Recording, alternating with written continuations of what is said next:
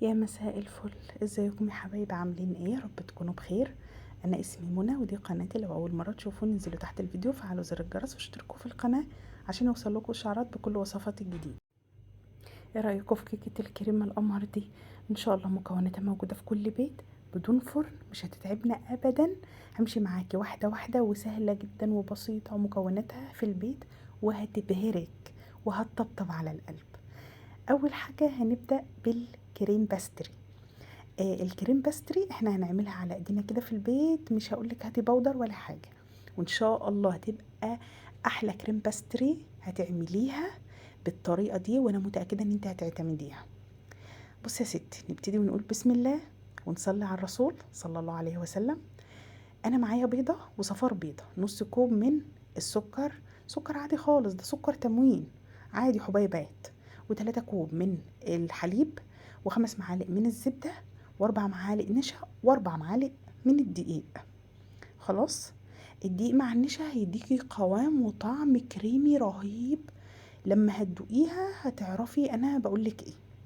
بجيب حل وبنزل بالبيضة وصفار البيضة في الحل. كل ده شغلي على البارد، انا مش هرفع على النار دلوقتي خالص. وهنزل بنص كوباية السكر، وهشتغل بالمضرب اليدوي ادوبهم مع بعض. انا مش عايزة البيض يبقى فيه اثر، عايزاه يختلط مع السكر ومع الدقيق. خلاص. قبل ما ارفعه على النار انا ضربتهم شوية كده مع بعض، وبعدين هنزل بالنشا وبالدقيق، وبرضو هضربهم مع بعض لما يختلطوا جدا. انا مش عايزة اي اثار للدقيق ولا كلاكيع ولا حاجة. حاولي ان انت تدوبيه وطولي بالك كده وهو هيدوب معاكي. احنا لسه هننزل باللبن عليه. خلاص كده ما عادش فيه كلاكيع دقيق ولا اي حاجة. هنزل بقى باللبن بتاعي حبة بحبة وادوب. طريقة الباستر كريم ديت ان شاء الله باذن الله هتعتمدوها، لانها سهلة جدا وبسيطة، مكوناتها في البيت. كريم باستري اللي في المحلات يعني غالية، دي افضل بكتير ومكونات طبيعية ومفيش فيها محسنات ولا اي حاجة. احنا مش عارفين التانية دي محطوط فيها ايه. خلاص. هتستخدميها في الكنافة وفي البقلاوة، في الكلير برضو. ممكن تعمليها كده برضو فوق حلويات، بسكوت، كاسات. يعني بصي هي شغالة معاكي في حاجات كتير جدا. تمام. انا بنزل باللبن بتاعي حبه بحبه وبضرب كويس جدا كده. انا خلصت الكميه. هنعمل ايه في الخطوه التانية؟ هنرفعه على النار واحنا برضو ايدينا فيه. هنفضل نضرب كده بالمضرب اليدوي وهو على النار، على نار متوسطه، لحد ما نلاقيه بيتقل ويبقبق كده معاكي. اعرفي ان كده خلاص انتي استوى. المضرب معلم في الخليط كده، خلاص تمام. بننزل بقى بايه؟ بالزبده بتاعتي. انا كده ما عدتش هرفعه على النار، الحرارة هي اللي هتدوب الزبدة. قلنا 5 معالق من الزبدة عليهم نقطتين كده من الفانيليا. تمام. واضرب بقى لما الزبدة كلها تدوب. خدوا بالكم انا عايزة الزبدة تدوب جدا مع الخليط، مش عايزة اي اثر للزبدة. وبعدين هنزل بيه في وعاء تاني بقى علشان اسيبه يبرد على ما اعمل الخطوة التانية في الصينية القمر بتاعتنا. تمام. شوفوا يا بنات قد ايه نازل كريمي، ما شاء الله حلو قوي. لو لقيتي فيه اثر للزبده زي اللي طلع عندي ده، تقومي ماشيه عليه المضرب تاني، هيدوب معاكي وهيبقى زي الفل. دي صينيه وسط بتاعه البايركس، هما 3 صواني، دي الوسط بتاعتهم. عايزه تقللي عايزه تنقصي، دي حاجه ترجع لك. عموما انا اصلا ما كنتش عارفه هي هتاخد قد ايه بسكوت، يعني انا بقيت اعمل وقلت زي ما تيجي. تمام. وهقول لكم انا استخدمت قد ايه بسكوت للصينيه الوسط. تمام. جبت بقى طبق فيه كوبايه من اللبن تقريبا، عليها معلقه من السكر ورشه من الفانيليا، بس كده.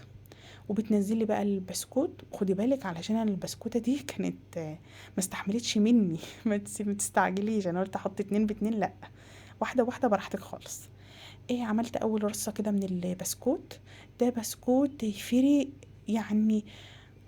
انا جايبه لكم حاجات ان شاء الله باذن الله في متناول ايدينا، هتطلعي صينيه قمر ومش هتكلفك كتير. تمام. هقول لكم انا استخدمت قد ايه ان شاء الله، واقول لكم الحجم بتاعه، وهقول لكم سعرها كمان. نزلت بقى بالكريم باستري بتاعتي، هي يا دوب هديت شويه، حتى هي كانت لسه دافيه كمان وانا بصبها. خلاص. وهساوي بقى كل الطبقه دي كده فوق البسكوت بالسباتيولا. وما تقلقيش خالص، هتتفرد معاكي بكل سهوله، لان هي كريمي جدا وناعمه جدا. هنعمل الطبقه التانية برضو من البسكوت، وننزل عليها بكريم باستري، ونسويها نفس الخطوات هنعملها ونكرر. انا عملت الطبقه دي، وعملت طبقه فوقها كمان، وفي اخر طبقه حطيت الكريم باستري. انا زينتها بصوص شوكولاته احنا عاملينه في البيت. ان شاء الله هحط لكم اللينك بتاعه في صندوق الوصف. يا دوب انا خدت منه 3 معالق، لان هو كان مركز. حطيت عليهم حبه لبن، وطبعا السمك بتاعك اللي انتي حباه، القوام ايه دي حاجه ترجع لك. تمام، هو يعني ايه 3 معالق لبن كده، واقلب وتشوفي السمك بتاعك ايه. هو طلع حلو قوي كده، صوص حلو. وحطيته على الوش كده وميلت الصينيه على اساس ايه كل صينيه تتغطى. دي البسكوته اللي انا استعملتها بنات، زي ما انتوا شايفين كده، دي الحجم الصغير اللي هي ب3 جنيه. انا كنت جايبه علبه واستخدمت منهم 9 باكيتات. الباكت منه فيه 6 بسكوتات. ده الحجم الصغير. الحجم الكبير بقى مش عارفه والله فيه كام واحده، بس انا بقول لكم يعني انا استخدمت ايه. خلاص. يعني قولي 3 في 9 بكام؟ الموضوع كله مش تكلفه. انت لو جيتي تجيبي الصينيه زي دي من بره، شوفي هتكلفك قد ايه، شوفي هتبقى بكام. خلاص. فهي بصوا حاجة يعني معدية الخيال. طبعا انا ما تحملتش ان انا اسيبها في التلاجة، المفروض تقعد في التلاجة شوية عشان تمسك نفسها. انا حطيتها في التلاجة ما كملتش نص ساعة بصراحة يا جماعة. فاحنا شعب المنزل عندنا عايز ياكل حاجة حلوة بقى، مش هيستنوا. واعذروني بقى في اول خرطة دي، الواحد يعني بيتبهدل شوية على ما يطلع اول خرطة من الصينية.